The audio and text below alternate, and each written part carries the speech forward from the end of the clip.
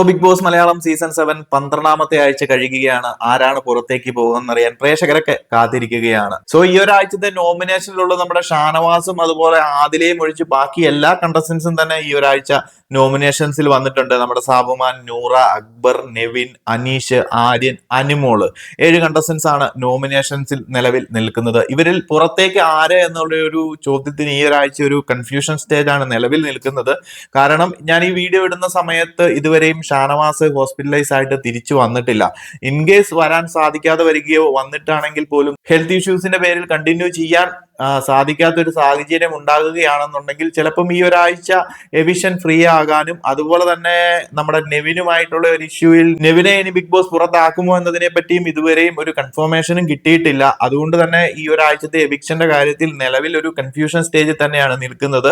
ഇനി പ്രേക്ഷകരുടെ വോട്ടിന്റെ ഒക്കെ അടിസ്ഥാനത്തിൽ നോക്കുകയാണെന്നുണ്ടെങ്കിൽ ഓഫ് കോഴ്സ് ഏറ്റവും വോട്ട് കുറവ് ഈ ഒരാഴ്ച എന്ന് പറയുന്നത് നെവിന് തന്നെയാണ്. ഈ ഒരാഴ്ചത്തെ നെവിന്റെ ഓരോ കലാപരിപാടികളും പ്രേക്ഷകരെ നല്ല രീതിയിൽ വെറുപ്പിച്ചുള്ളത് കൊണ്ട് തന്നെ നെവിന് വളരെ പ്രേക്ഷക പിന്തുണ കുറവ് എന്ന് തന്നെ നമുക്ക് വേണമെങ്കിൽ പറയാം. സാബുമാന് പോലും നെവിൻ ഹേറ്റേഴ്സ് നല്ല രീതിയിൽ സാബുമാനെ പോലും വോട്ട് ചെയ്ത് മുൻനിരയിലേക്ക് എത്തിച്ചിട്ടുണ്ട്.